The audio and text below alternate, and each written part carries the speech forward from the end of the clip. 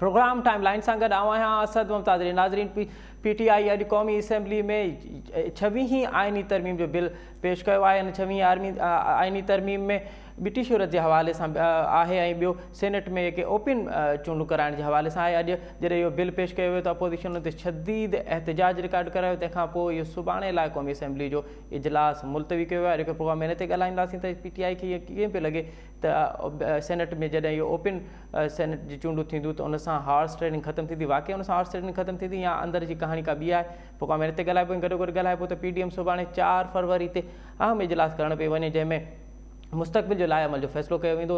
PDM जे इजलास में long मार्च, इस्तीफ़ाऊं ऐं अदम एतमाद वारी जेका रिथ आहे इन ते ऐलान कयो वेंदो। इन ॿिन्हिनि मौज़ुअनि ते ॻाल्हाइबो। इन असांखे प्रोग्राम में जॉइन कयो आहे डॉक्टर शाहिदा रहमानी साहिबा, पाण पीपल्स पार्टी जी MNA आहिनि। उन सां गॾोगॾु सेनेटर लियाकत ख़ान, पाण तहरीक इंसाफ़ जा सेनेटर आहिनि। सेनेटर साहब, डॉक्टर शाहिदा रहमानी साहब, आप दोनों को प्रोग्राम में खुश आमदीद।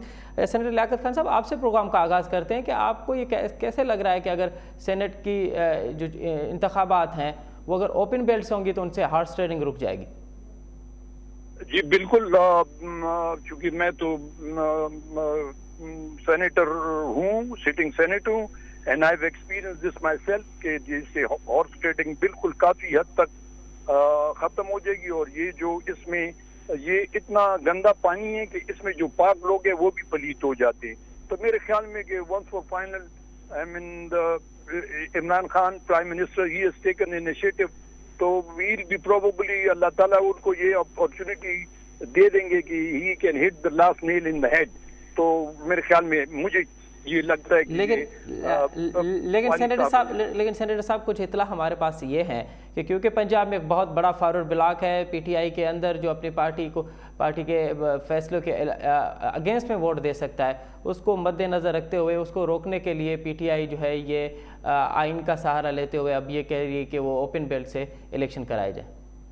ये देखिए, मुझे यकीनी मैं मतलब है कि मैं हल्फियन कहता हूँ कि मुझे पता नहीं है, I got no news about कि उधर फॉरवर्ड ग्रुप है या नहीं है। लेकिन ये कि अगर ये वंस फॉर एवर ये अगर इसकी सफाई हो जाए तो मेरे ख्याल में इट इज़ नॉट कि ये प्राइम मिनिस्टर इमरान खान इस दफ़ा के लिए, क्योंकि he wants to stay in the power, और हम भी चाहते हैं कि ये जो प्रोसेस उसने शुरू किया, not in the power but ये जो सफाई का जो प्रोसेस उन्होंने शुरू किया, तो इसको तो किसी ने अपने सर पे लेना है। तो ये कि आप जब अच्छा काम करेगा तो देखकर नबी करीम सल्लल्लाहु अलैहि वसल्लम के मिसाल आप ले लें, असहाबा के मिसाल ले लें, वो भी जो अच्छा काम करते थे, उनको जो उन्होंने जो अपने मोजज़ात दिखाए, तो फिर उनको भी, हमारे नबी को भी माफ नहीं किया। किसी ने कहा ये जादूगर है, किसी ने कहा ये है तो वो है। तो ये कि अगर आप अच्छा काम करोगे तो आपके डिफरेंसेस भी होंगे, आपके दोस्त भी होंगे, आपके वो भी होंगे, मुखालिफिन भी होंगे। तो आई डोंट थिंक सो कि वो पर्सनल उसके लिए, क्योंकि ये तो मैं उनसे जब पहले काफी अर्से से मिल रहा हूँ, सॉरी जस्ट 1 मिनट, तो बल्कि आई शुड से 1 सेकेंड, कि ये काफी दिनों से, मतलब है कि जब मैं पहली दफा मिला था उससे, तो उसने प्राइम मिनिस्टर साहब ने मुझे पूछा इलेक्शन होने के बाद, मैंने कहा जी ये तो ये वोट ऐसे बिके जैसे पकोड़े बिकते, दीज वर माय वोट्स। और मैं अल्हम्दुलिल्लाह अल्लाह के सामने बोलता हूँ कि मैंने कभी झूठ नहीं बोला, और ना ये एप्पल पॉलिशिंग करता हूँ, ना काइट फ्लायर हूँ।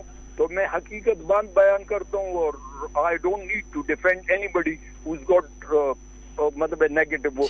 तो मुझे कुछ ऐसे समझ प्राइम मिनिस्टर की नहीं है ये कि उन्होंने ये अपने उसके लिए कर रहे हैं। ठीक है डॉक्टर शाहिदा रहमानी साहिबा, जब PTI ये करने जा रही है जिससे सेनेट की हॉर्स ट्रेडिंग रुक सकती है, तो एक अच्छा काम है, तो फिर आप इसका साथ क्यों नहीं दे रहे? आपको एतराज़ात क्या है सेनेट के अगर ओपन इंतखाबात होते हैं तो उस पर? देखिए जी, सबसे पहली बात तो ये कि जो हुकूमत का रवैया है वो इंतहाई काबिल अफसोस है। आपने देखा कि आज भी असेंबली के इजलास में हुकूमत, जो कि हमेशा जिसका काम होता है बर्दाश्त करना, और इस हुकूमत के अंदर बर्दाश्त नाम की चीज नहीं है। ये मुराद सईद जैसे लोगों को खड़ा कर देते हैं और मुखालफिन को जो है झूठे और गंदे इल्जामात लगाए जाते हैं। हमारे दौर में भी 18th अमेंडमेंट भी आई, सेनेट के 2 मरतबा इलेक्शंस भी है। आपने देखा कि कोई हाउस ट्रेडिंग नहीं हुई। जो हिकमत अमली मोहतरम सर आसिफ अली जरदारी साहब लेकर चले, उन्होंने रिकंसिलेशन की वो पॉलिसी जो मोहतरमा शहीद बेनजीर भुट्टो साहिबा लेकर आई, उन्होंने ना सिर्फ उसको लेके चले, आपने देखा कि उस वक्त हमारे मुखालफिन भी थे, जिसमें MQM हो, मुस्लिम लीग काफ हो, फंक्शनल हो, انہوں نے سب کو ان کے سیٹوں کے حساب سے سیٹس دے دی, اور آپ دیکھیں اناپوز آئے, کوئی ہارس ٹریڈنگ نہیں ہوئی, اور اتنی شاندار وہ روایات تھی کہ وہ جو الیکشن تھے شفاف ترین الیکشن تھے, کسی نے انگلی نہیں اٹھائی. نمبر 1. نمبر 2 یہ کہ جب بھی کوئی آئینی ترمیم لائی جاتی ہے اس میں اپوزیشن کو اعتماد میں لیا جاتا ہے اور 2/3 میجورٹی کی ضرورت ہوتی ہے. انہوں نے ایک شوشہ چھوڑ دیا کہ جی ہم آئینی ترمیم لے کے آ رہے ہیں, 18th ہوئی, 19th ہوئی, 28, 21, لیکن آج جو 26 آئی ہے اس میں کیا یہ 2/3 میجورٹی رکھتے ہیں؟ انہوں نے یہ سب ڈرامہ کیا. حکومت عوام کی توجہ جو ان کی نااہلی ہے, جو معاشی ناقص پالیسی ہے, جو مہنگائی کا سونامی ہے, جو تباہی ہے, بربادی ہے, اس سے ہٹانے کے لیے اپنے آپ کو ایماندار بتانے کے لیے ہم کتنے ایماندار ہیں. ایسے نہیں ہوتا. جب آپ کے پاس اکثریت نہیں ہے, آپ اپوزیشن کو ساتھ نہیں ملا پا رہے, تو آپ کیسے اس کو پاس کرا سکتے ہیں؟ یہ سارے ڈرامے کرتے چلے آ رہے ہیں اور ان کا کام ہے اس طرح کے ڈراموں کو بنانا, پیش کرنا تاکہ عوام سے سمپیتی لیں. لیکن عوام اب جان چکی ہے کہ ان کے یہ صرف باتیں کر سکتے ہیں. آپ سوچیں اگر انہیں عملاً کرنا ہوتا تو آج اپوزیشن کو ساتھ ملاتے, کمیٹی بنتی, آئینی کمیٹی بنتی, جس طرح ماضی میں ہوتا رہا.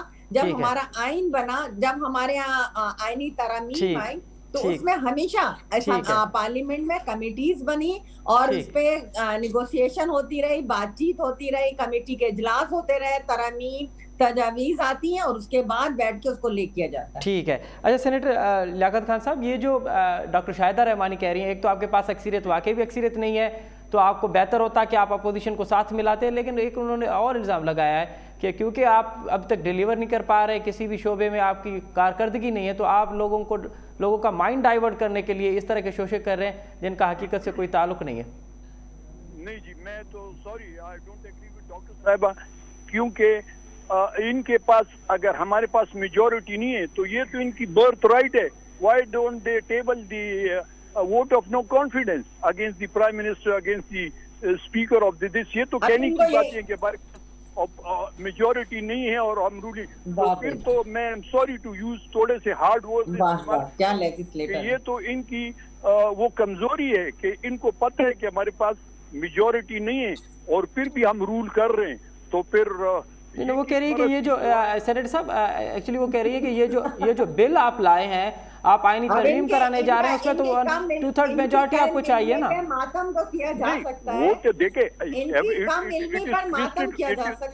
اٹ از کرسٹل کلیئر کہ مطلب ہے کہ اس کے لیے 2/3 میجورٹی چاہیے, وچ وی ڈونٹ ہیو.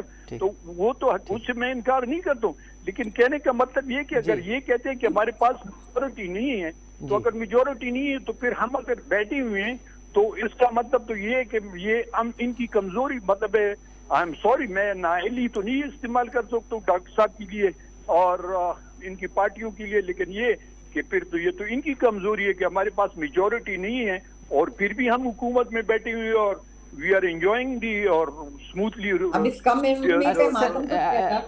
شاہدہ صاحبہ, میں آپ کے پاس آ رہا ہوں, ذرا لیاقت صاحب کا موقف ہے. لیاقت صاحب, یہ آپ آئینی ترمیم کرنے جا رہے ہیں, اس کے لیے جو اعداد و شمار آپ کو چاہیے, کیا وہ آپ کے پاس ہیں؟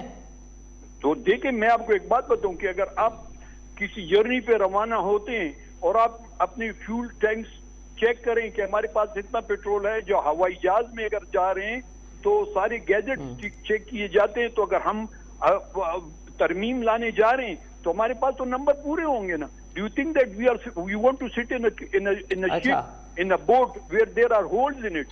Do you think we'll do that? No, we won't do that, because ہمارے پاس الحمدللہ نمبر آف وہ جو تو آپ کے پاس 2/3 میجورٹی ہے قومی اسمبلی اور سینٹ میں؟ نہیں, میں I never claim about 2/3 of majority. I don't know, because I'm not into, I'm a senator, I don't have that details information about. لیکن اگر حکومت میں کیا کہتا ہوں کہ میں اپنے پارٹی کا موقف کو ڈیپینڈ کر رہا ہوں. اگر وہ لانا چاہتے ہیں تو مطلب ہے ان کے پاس کوئی وہ ہوگا نا, ایسے تو نہیں کہ مطلب ہے کہ they want to put the sails up, وہ بادبان اوپر کر رہے ہو کشتی سمندر میں ڈال دیں. ٹھیک ہے. اچھا سینیٹر, یہ اپنا ڈاکٹر شاہدہ رحمانی صاحبہ, آخر حکومت کو یہ خوف کیوں ہے کہ ہارس ٹریڈنگ ہونے جا رہا ہے؟ اگر اوپن بیلٹ نہیں ہوں گے, اوپن انتخابات نہیں ہوں گے, تو ایک بہت بڑی تعداد پہ ہارس ٹریڈنگ ہو سکتی ہے. آخر ان کو یہ خوف کیوں ہے؟ دیکھیں اس کم علمی پہ ماتم تو کیا جا سکتا ہے، جس طرح ابھی صاحب فرما رہے تھے کہ جی مجھے اپنی پارٹی کو صرف ڈیفینڈ کرنا ہے، دلیل ہو نہ ہو اس کو ٹھوسنا ہے۔ جب آپ کو پتا ہے کہ 2/3 میجورٹی نہیں ہے اور آپ کے پاس جو سادہ اکثریت تھی مینگل گروپ کے ٹوٹنے سے وہ بھی ختم ہو چکی ہے، تو پھر آپ کس طرح بات کر رہے ہیں کہ جی ہمارے پاس ہے اور ہمارے پاس ایندھن ہے تو ہم چل رہے ہیں؟ یہ تو پوری سب کو پتا ہے، دنیا جانتی ہے۔ اب اگر اس طرح کے سینیٹرز آ گئے، اس طرح کے لیجسلیٹر آ گئے تو سوائے افسوس کے اور کچھ نہیں کیا جا سکتا کہ جی آپ نے ہر صورت میں ایک غلط کو صحیح کرنا ہے، چاہے وہ کچھ بھی ہو جائے۔ ذات پہ نہ جائیں آپ دیکھیں پلیز۔ کہ جب آپ کے پاس 2/3 میجورٹی نہیں ہے تو آپ آئینی ترمیم کسی بھی صورت میں نہیں کر سکتے۔ اس کی ایک ہی صورت ہوتی ہے، جب جس طرح ہم پاکستان پیپلز پارٹی نے 2008 سے 13 تک جب گورنمنٹ کی، ہم نے یونانیمسلی کئی ریزولیشن، کئی ترمیم پاس کرائی اور آپ نے یہ دیکھا کہ اس میں اپوزیشن کو، تمام پارٹیز کو ساتھ لے کر چلنا پڑتا ہے۔ اس میں کمیٹیاں بنتی ہیں، اپوزیشن کے ارکان کو شامل کیا جاتا ہے، حکومتی اراکین ہوتے ہیں، پھر تجاویز آتی ہیں اور اس پہ جو ہے امپلیمنٹیشن ہوتا ہے، کچھ ان کی مانتے ہیں، کچھ ہوتا ہے، جب جا کے لیجسلیشن ہوتی ہے۔ ایسے تھوڑی ہوتی ہے کہ جی آپ نے کھڑے ہو کے پیش کیا اور پھر گالیاں دینی شروع کر دی، تو آپ کیسے اپوزیشن کو ساتھ لے کر چل سکتے ہیں؟ کسی بھی اچھے کام کے لیے اگر آپ نکلتے ہیں تو پھر آپ کو اپنے رویوں کو چینج کرنا ہوگا۔ حکومت چونکہ حکومت وقت ہے، اس میں برداشت، عدم برداشت پائی جاتی ہے، جبکہ حکومت کا رویہ لچکدار ہوتا ہے۔ ماضی میں بھی حکومتیں ہوئی، ہم نے بھی حکومت کی، لیکن آپ نے دیکھا کہ تمام پارلیمنٹیرینز کو ایک نظر سے دیکھا گیا، تمام پولیٹیکل جماعتوں کو ایک نظر سے دیکھا گیا۔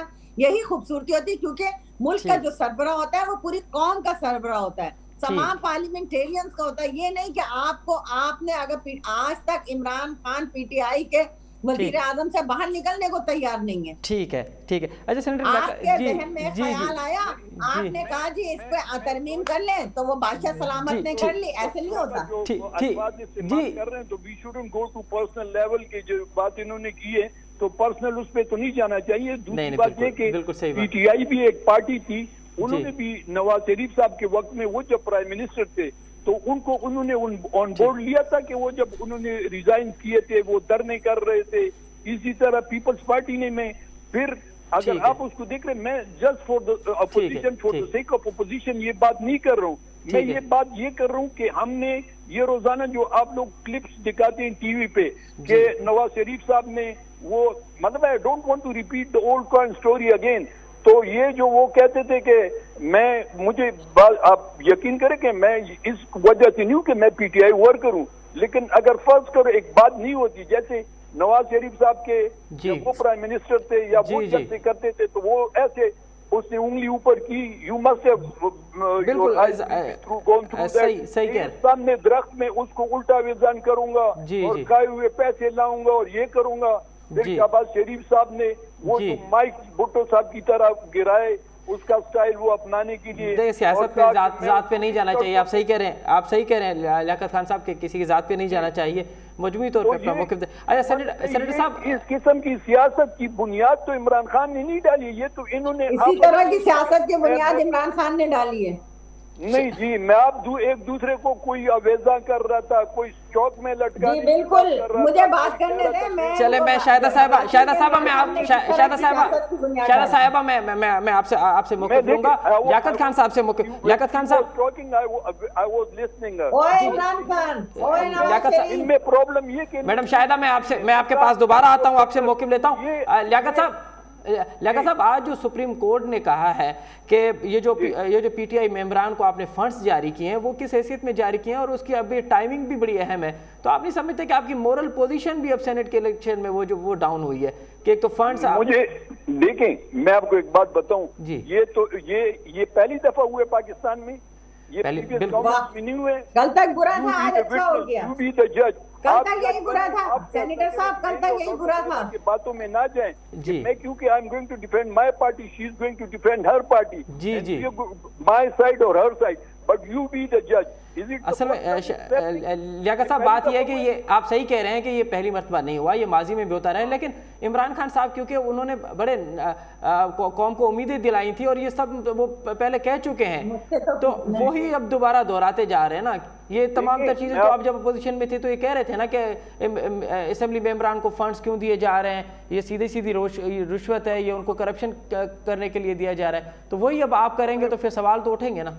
بھائی صاحب میری بات سنیں, وہ جو آپ نے جو آپ ایک تقریر کرتے ہیں پھر اس کی کنٹرڈکشن آپ کے جو بھائی اپنے جو شہباز شریف صاحب سے اس نے کہا, تو انہوں نے کہا کہ میں 2 مہینے کے اندر بجلی کا بحران حل کروں گا, یہ کروں گا. پھر نواز شریف صاحب نے کہا کہ یہ تو انہوں نے جوش خطابت میں کی ہے. تو کہنے کا مطلب میرا یہ ہے کہ یہ تو جوش خطابت میں یہ باتیں یہ ہوتی رہتی ہیں. انہوں نے, میں نے کہا پرائم منسٹر عمران خان کو پہلی دفعہ موقع ملا ہے کہ وہ has to explain his position, he has to deliver, and it is very simple and it is straight like a straight line کہ اگر کوئی بندہ یہ اب وہ پاکستان نہیں رہا ہے, مطلب ہے کہ وہ جو ہمارے طرف ایک پارٹی ہوا کرتی تھی وہ کہتی تھی کہ وہ اگر درخت کو وہ ٹکٹ دے دے تو ہم درخت کو ووٹ دیں گے, وہ اگر واکنگ اسٹک چڑی کو ٹکٹ دے دے تو ہم وہ کر دیں گے. الحمدللہ ہم نے لوگوں کے دل, میں نے personally, you can talk about because there is a party that used to call Swabi, I belong to Swabi, اور وہ کہتے ہیں وہاں پہ کوئی دوسرے آدمی کا نام بھی نہیں لے سکتا تھا. اور الحمدللہ اللہ کے فضل سے, قدرت سے, میرے محنت سے, اور انشاءاللہ تعالی یہ عمران خان کی پالیسی فردر اسٹرینتھن کریں گے, اور یہ جو ہے نا وہ پارٹی بالکل سوابی سے وینش ہو گئی, ڈسپیئر ہو گئی, حالانکہ اس ادھر کوئی کسی کے پاس کینڈیڈیٹ نہیں. چلے ٹھیک ہے. لیاقت صاحب آپ کا موقف, لیاقت صاحب ہم نے آپ کا موقف سنا.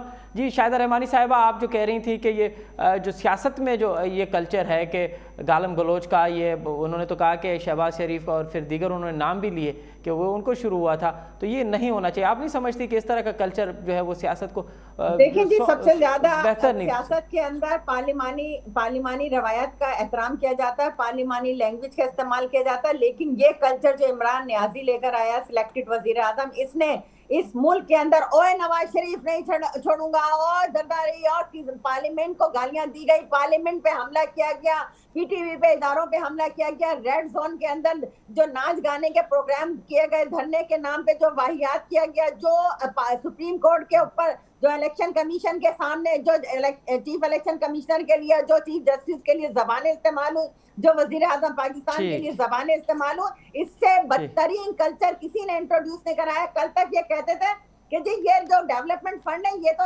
سیاسی رشوت ہے, آج کہتے ہیں جی وہ تو یہ تو شادی کا مین تھے نا, یہ تو کلچر کو چینج کرنے آئے تھے, یہ تو پروٹوکول ختم کرنے آئے تھے, یہ IMF کو سے قرضہ لینے کے بجائے خودکشی کرنے جا رہے تھے, یہ کشکول توڑنے جا رہے تھے, یہ 200 ارب روپے باہر پڑے تھے لے کے آنے جا رہے تھے, یہ وزیر اعظم ہاؤس کو یونیورسٹی بنانے جا رہے تھے, یہ بات کر رہے تھے. ہم سے پوچھا تو بالکل جب الیکٹرل ریفارم نواز شریف دور میں ہوئی, کمیٹی بنی, ان کے اپنے اراکین اس میں شامل تھے, اسی طرح سائبر کرائمز کی کمیٹی بنی, اس میں ان کے اراکین شامل تھے اور ان کی تجاویز تھی. یہ ہمیشہ پارلیمنٹ میں ہوتا ہے, اور پارلیمانی روایت کا یہ حکم ہوتا ہے کہ اپوزیشن کو اور تمام جماعتوں کو لے کے چلا جاتا ہے. ٹھیک ہے. ارے شاہدہ رحمانی صاحبہ بڑا مختصراً بتائیے گا, کل جو پی ڈی ایم کا فیصلہ ہونے جا رہا ہے, آپ JUI اور نون لیگ کو عدم اعتماد والی جو موو ہے اس پہ ایگری کر لیں گی؟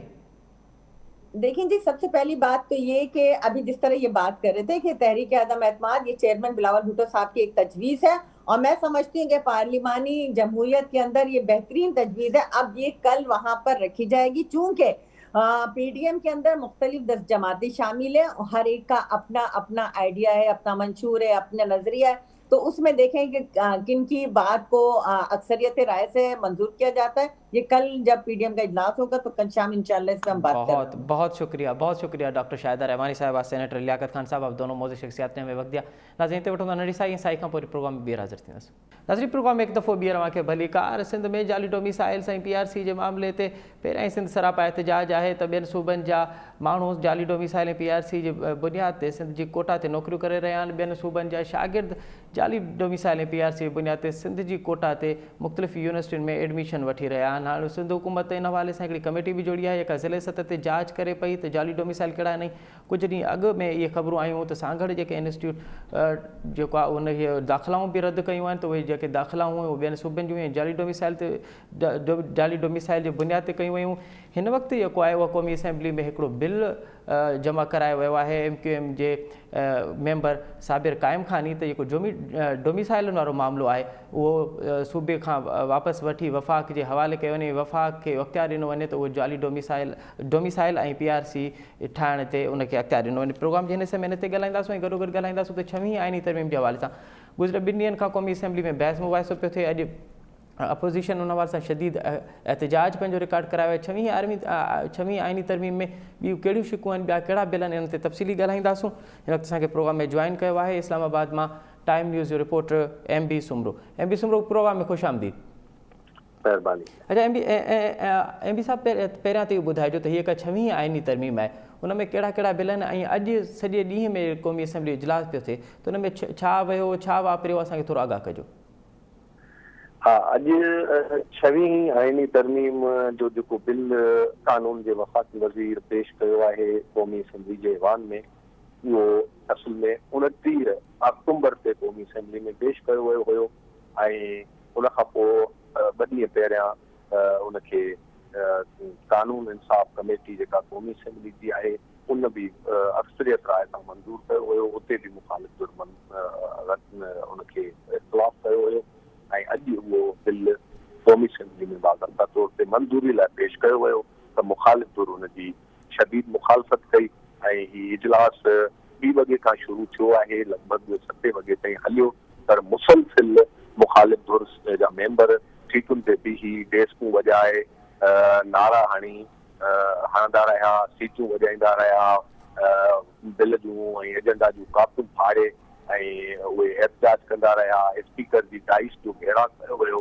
ऐं उन दौरान हुकूमती ऐं मुख़ालिफ़ धुर जे मेंबरनि में शदीद क़िस्म जो झड़पूं बि थियूं ऐं तल्ख़ जुमिलनि जी ॾे वठि बि थी ऐं हीअं वरी हुकूमती मेंबरनि बि बदिलो वठंदे जॾहिं मुख़ालिफ़ धुर जे मेंबरनि तक़रीरूं शुरू कयूं त उन्हनि बि हुकूमती वज़ीर हुजनि या केर बि हुजे, उन्हनि बि हुकूमती मेंबरनि बि मुख़ालिफ़ धुर जे मेंबरनि जी तक़रीरनि दौरान गोड़ ऐं हंगामो कयो।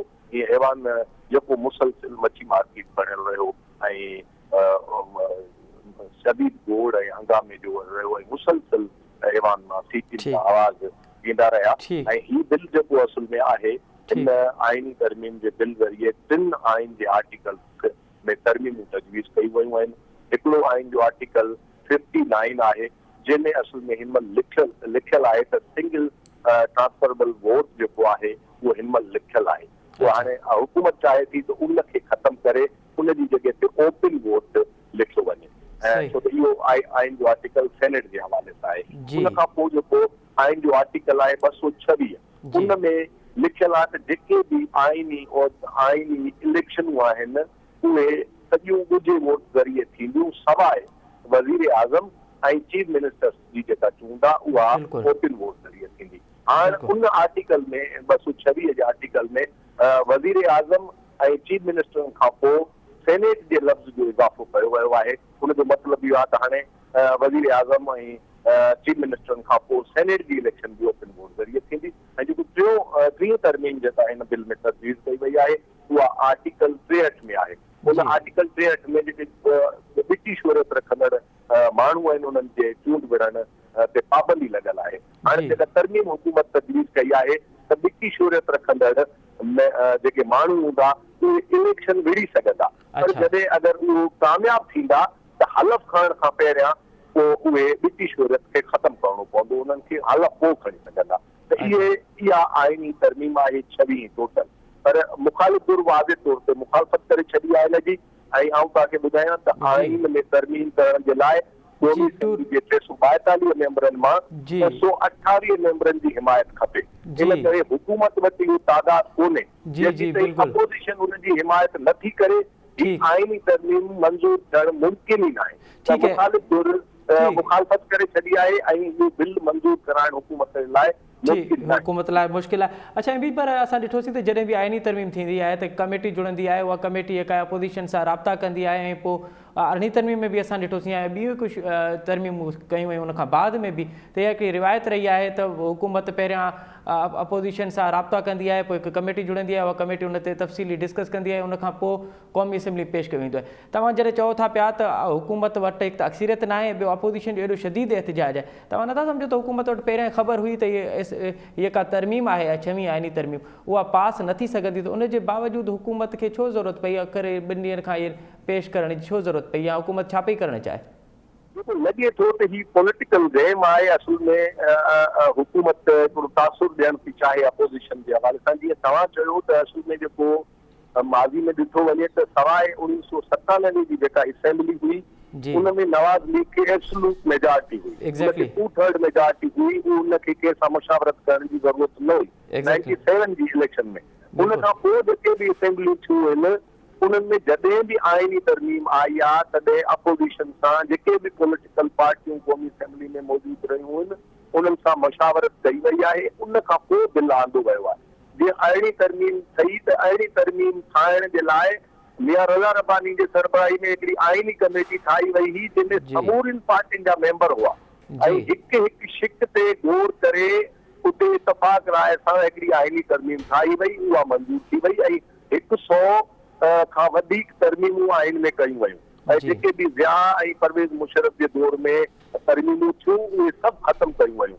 त उहे हिकिड़ी मुशावरत सां थींदो। हिन हुकूमत खे पतो आहे उन्हनि वटि न सेनेट में अक्सरियत आहे आइन में तरमीम करण जी, न ई क़ौमी असेंबली में आहे, पर उन जे बावजूद ही अपोज़िशन सां मुशावरत करण खां सवाइ ही आणनि था त जीअं हाणे जीअं सेनेट जूं चूंडूं थींदियूं त इहो छो त इहा असांजी हिस्ट्री रही आहे त सेनेट में चूंड में वोट हेॾे होॾे थींदा आहिनि, विकिरो थींदा आहिनि, विकिरो थियण जा इल्ज़ाम लॻंदा आहिनि। त हुकूमत ग्राउंड ठाहे थी सेनेट जे इलेक्शन खां पोइ वारो मंज़रनामो जेको आहे उन ते त जीअं पोइ मां छो त हिननि खे जेको ॿुधो वञे थो त हुकूमत जी मेंबर बि हुकूमत सां शदीद नाराज़ आहिनि, ख़ासि तौर ते जेको पंजाब में जहांगीर तरीन जो फैक्टर आहे जॾहिं 2018 जी इलेक्शन थी हुई। ठीकु आहे, तव्हां बि इहे असां वटि इतला आहिनि त पंजाब में हिकिड़ो फॉरवर्ड ब्लॉक आहे, अगरि ओपन बेल्ट वोट नथो थिए त पोइ हुकुमरान जमात खे पंजाब में तमामु वॾो झटको लॻण वारो आहे। तव्हां सम्झो पिया त हीअ का सेनेट में जेके ओपन बेल्ट वोट करण जो हिकिड़ो सबबु इहो आहे त उहो जेको फॉरवर्ड ब्लॉक आहे उहो हेॾे होॾे न थड़े उनखे महफ़ूज़ रखण जे लाइ PTI इन तरह जी तरमीम करे पई। जी बिल्कुलु। असुल में छा आहे त हुकूमत खे पंहिंजे लाइ मसइला नज़र अचनि पिया। हिकिड़ो इहो आहे त अक्सर तौर ते जेके फाटा जूं 4 सीटूं हाणे ख़तमु थियनि थियूं, हाणे फाटा जी 10 सीटुनि ते चूंड न थींदी छो त फाटा ज़म थी वियो आहे। त फाटा जे लाइ अक्सर तौर ते हर इलेक्शन में इहो चयो वेंदो रहियो आहे त अरबे रुपयनि जा पैसा गॾु थींदा आहिनि जिन जे बुनियाद ते फाटा मां मेंबर ईंदा आहिनि। हिन भेरे उहे जेके फाटा मां मेंबर ईंदा हुआ उन्हनि जो ज़ोर बि KPK खां सेनेटर चूंड जी अचण जो आहे। त ज़ाहिर आहे त KPK ऐं पंजाब में PTI जी हुकूमत आहे। ॿिन्ही सूबनि में हुननि जा वोट हेॾे होॾे थियण जो इम्कान आहे। उनजी हिकिड़ी तस्दीक जो इम्कान हुकूमत जे इन फ़ैसिले मां लॻाए सघे थो त अगरि ॾिसजे त जेके मेंबर आहिनि पंजाब असेंबली में पंहिंजो हिन जा काफ लीग जा, उन तहत काफ लीग जो को बि हिकिड़ो सेनेटर नथो अची सघे, पर उन जे बावजूद वज़ीर आज़म इमरान खान पाण काफ लीग खे सीटूं ॾियण जो ऐलान कयो। बिल्कुलु कमाल आगासी हुन चयो त हिमायत कंदासीं। अच्छा, ऐं बि हाणे अचूं था PRC ऐं डोमिसाइल वारे मामले ते, तव्हांखे बि बाख़ूबी आगाह आहियो त सिंध में हिकिड़ी तहरीक हले थी पई, टॉप ट्रेंड बि ट्विटर ते टॉप ट्रेंड बि रहियो, ऐं सिंध जा नौजवान हाणे बाज़ाब्ता तौर ते DC सां मुलाक़ात कनि था पिया ऐं उन्हनि खां जांच कनि था पिया त जेके डोमिसाइल्स आहिनि उन्हनि जी एडमिशन जे हवाले सां ऐं नौकरियुनि जे हवाले सां। त हीअ जेको बिल क़ौमी असेंबली में पेश थियो आहे, बुनियादी तौर ते इन बिल जे पोयां नियतूं कहिड़ियूं आहिनि, मक़सद कहिड़ा आहिनि, ऐं इहो बिल छो पेश कयो वियो, असांखे थोरो आगाह कजो हिन वटि। MQM जी जेके मुख़्तलिफ़ वक़्तनि ते कॾहिं सिंध तक़सीम करे हिकिड़ो अलॻि सूबो क़ाइमु करण जी नियत ईंदी रही आहे, कॾहिं सिंध असेंबली जा सूबे खे तोड़ण बाबति जेके बिल मंज़ूर करण जा जेके अख़्तियार आहिनि उहे ख़तमु करण जी ॻाल्हि ईंदी रही आहे, कॾहिं बिहारियुनि बंगालियुनि खे पंहिंजो शहरी तसवुर करण जे लाइ तरमीमूं ईंदियूं रहियूं आहिनि। पर हे जेको डोमिसाइल ऐं PRC जे हवाले सां जेको तरमीमी बिल आयो आहे, पाकिस्तान शहरियत एक्ट 1951 में तरमीम जो बिल जेको इंजीनियर सादिर क़ाइम खानी पेश कयो आहे, उनमें वॾी हिकिड़ी सितमज़ोरी थी जी ऐं ज़्यादती जी ॻाल्हि इहा आहे त इन बिल जी वफ़ाक़ी हुकूमत हिमायत कई आहे। पार्लियामानी मामलनि जो वज़ीर आहे अली मोहम्मद खान, उन न रुगो इन बिल जी हिमायत कई आहे पर उन इहो बि ऐलान कयो आहे त इहो बिल मंज़ूर कराईंदासीं। हाणे असुल में डोमिसाइल ऐं PRC जेको आहे उहो ज़िले लेवल ते ठहंदो आहे ऐं डोमिसाइल ऐं PRC असुल में डिप्टी कमिश्नर खे इन करे अख़्तियार आहिनि त उहो डिप्टी कमिश्नर वटि सॼो रेवेन्यू रिकॉर्ड हूंदो आहे त उनखे ॾिठो वेंदो आहे त ही हितां जा शहरी आहिनि या न आहिनि। हाणे हिन बिल में इहा तजवीज़ ॾिनी वई आहे त इहे डोमिसाइल ऐं PRC जा अख़्तियार नादरा खे ॾिना वञनि। हाणे नादरा वफ़ाक़ी हुकूमत जो इदारो आहे, वफ़ाक़ी हुकूमत उनखे कंट्रोल करे थो त जकूला बि पाकिस्तान ठहियो आहे तॾहिं खां डोमिसाइल ऐं PRC मक़ामी सतह ते ठहंदा आहिनि। हिते इस्लामाबाद में वेठल नादरा जे माण्हुनि खे कहिड़ी ख़बर त को माण्हू ख़ैरपुर जो रवासी आहे या न आहे। त ही असुल में सिंध सां ज़्यादती थींदी, जेके धारिया माण्हू जिन डोमिसाइल ऐं PRC ऐं सुञाणप कार्ड नथा ठही सघनि, इहे डोमिसाइल ठाराए उन्हनि खे कार्ड ठाराए ॾियण था चाहिनि, वरी पोइ उनखे वोटर कंदा। त असुल में ही जेको पुराणो MPM जो प्लान आहे उनखे अमल करण जे लाइ इहो बिल आहे। वॾी वॾी महिरबानी MB सुमरो साहब असांखे वक़्तु ॾियण जी। नाज़रीन, अवां MB सुमरो जो तजुर्बो ॿुधो, उन चवणु त हीअ को बिल पेश थियो आहे, उनजो बुनियादी मक़सदु इहो आहे त हिकु जाली डोमिसाइल ठहनि था पिया, जेके PRC ठहनि था पिया, हाणे उनखे क़ानूनी शिकल ईंदी। नादरा वटि अहिड़ो मैकेनिज़म ई न आहे जंहिंमें उनखे ख़बर पवे त हीअ को डोमिसाइल आहे, उहो कहिड़े इलाइक़े जो आहे, कहिड़े माण्हू जो आहे ऐं केतिरो थियो इहो सिंध सां ज़्यादती आहे। इहे बिल पेश करण जा ॾिसूं था पिया त इहो बिल क़ौमी असेंबली पास थिए थो पियो या वरी जेके मेंबर आहिनि उहे उनखे रद्द कनि था पिया। हिते वठूं था नंढी साई खां पोइ प्रोग्राम में ॿीहर हाज़िर थींदासीं। नाज़रीन, प्रोग्राम हिकु दफ़ो ॿीहर तव्हांखे भली कार। हाणे कंहिं बि आइनी तरमीम जे हवाले सां क़ौमी असेंबली में ऐं सेनेट में 2/3 मेजॉरिटी जी ज़रूरत आहे। PTI जी हुकूमत वटि PTI इहा 2/3 मेजॉरिटी न हुजण जे बावजूदि उन्हनि 6वीं आइनी तरमीम जो बिल जेको आहे उहो क़ौमी असेंबली में पास कयो आहे। हाणे ॾिसंदासीं त इहे 6वीं आइनी बिल जेका आहे उहा मंज़ूरु थिए थो पियो या वरी इन जे पोयां के ॿिया मक़सद आहिनि कि ॿियूं हुकूमती सोच आहे जेका उहा माण्हुनि आवाम जो माइंड जेको आहे डाइवर्ट करण जी कोशिशि पिया करे। हिन ते तर्जुमो वठंदासीं। असांखे प्रोग्राम में जॉइन कयो आहे मुल्क जे नाले वारे तजगार ऐं कानूनदान जनाब शहाब ओस्तो साहब। शहाब ओस्तो साहब, प्रोग्राम में भली कार। शहाब साहब, 2/3 मेजॉरिटी न आहे PTI जी वटि, उन जे बावजूदि बि 6वीं आइनी तरमीम जो बिल आहे उहो क़ौमी असेंबली में पेश कयो आहे। अवां तमामु तर माजरे खे कीअं था ॾिसो? ॾिसो, हाणे पाकिस्तान जी जेका सियासी तारीख़ रही आहे उन में का बि शइ मुमकिन आहे ऐं हैरत करणु दरअसल मां सम्झां थो असांजे सियासी इन मंज़रनामे में ॾाढो हिकिड़ो अणवणंदड़ कमु आहे, पर करिणो थो पवे कॾहिं कॾहिं। हिन सूरत हाल में मां सम्झां थो त मूंखे घटि में घटि इन करे हैरत कोन्हे का जो असांजे माज़ी मतिलबु जेके माज़ी रिसेंटली जेके इलेक्शन्स थियूं आहिनि उन में बि तव्हां ॾिसो जी मेजॉरिटी गवर्नमेंट खे न हूंदे बि गवर्नमेंट जेको आहे सो अपोजिशन जी मेजॉरिटीअ जे अॻियां उन्हनि खे शिकस्त ॾिनी। हाणे इहो मुमकिन कोन्हे त 2/3 मेजॉरिटी हे अचीव करे को या 6वीं अमेंडमेंट जेको आहे सो करे छॾनि, पर इहो ज़रूरु आहे त हे मां सम्झां थो ॾेखारींदा, कोशिशि ज़रूरु कंदा त ॾिसो अपोजिशन जे अंदरि केतिरी इनडिसिप्लिन आहे ऐं केतिरा हिननि जा अञा बि अहिड़ा माण्हू आहिनि जेके असां सां शामिल आहिनि। तो मक़सदु इहो ई आहे त अपोजिशन खे दबाव में विझिजे। अच्छा शहाब साहब, सदाई अपोजिशन जी इहा कोशिशि रही आहे, ख़्वाहिश रही आहे त सेनेट में के चूंडूं आहिनि उहे ओपन करायूं वञनि, छाकाणि त हार्ड स्ट्रेनिंग थींदी आहे, पोइ वरी अपोजिशन जा मेंबर जेके उहे टुटंदा आहिनि। हिन दफ़े हुकूमत चवे पई त ओपन इलेक्शन हुजणु घुरिजे, ओपन बेल्ट इलेक्शन हुजणु घुरिजे ऐं अपोजिशन हुन जी मुखालफ़त पई करे। ई छा माजरो आहे? ॾिसो, जेका पहिरों सेनेट जी इलेक्शन थी चेयरमैन वारी, उन में उन वक़्तु जेकॾहिं इमरान ख़ान साहिबु इहा ॻाल्हि करे हा त मां बिल्कुलु हुनखे नेक नियती सम्झां ऐं चवां त इमरान ख़ान साहिबु वाकई हिन मुल्क में सुधारो आणणु थो चाहे। पर तव्हां ॾिठो त उन इलेक्शन्स में जंहिं तरीक़े सां हॉर्स ट्रेडिंग गवर्नमेंट कई ऐं जंहिं तरीक़े सां ॻुझा हथ जेके आहिनि सो उहे एक्टिव थिया ऐं मेजॉरिटी जेको आहे सो उहा मिनॉरिटी में तब्दील थी वई। तो हाणे हिन स्टेज ते इहा ॻाल्हि करणु दरअसल गवर्नमेंट खे फ़ाइदो आहे, छाकाणि त हिकिड़ी वॾी इलेक्शन आहे, हिन में पूरे पाकिस्तान में इहा इलेक्शन थींदी ऐं सूबाई हिन में असेंबलीज़ बि इन्वॉल्व थींदियूं, हिन में नेशनल असेंबली बि इन्वॉल्व थींदी। तंहिंजे करे हिन वक़्तु जेको इहो एरिना जेको आहे, मैदान जेको आहे तमामु वसी आहे ऐं हिन में तमामु घणो इम्कान आहे त हॉर्स ट्रेडिंग थींदी। तव्हांखे यादि आहे त इमरान ख़ान जी पंहिंजी पार्टीअ में जेका माज़ी में इलेक्शन थी हुई हुन में 20 मेंबर जेको आहे उहे विकामजी विया हुया। बिल्कुलु सही। तो हिननि खे हाणे बि ख़ौफ़ आहे त थी सघे थो त वरी असां सां को जेको हथु थी वञे ऐं जेको ज़रदारी साहिबु हिकिड़ो इशारो ॾिनो आहे त असां इन हाउस चेंज आणे सघूं था। सही।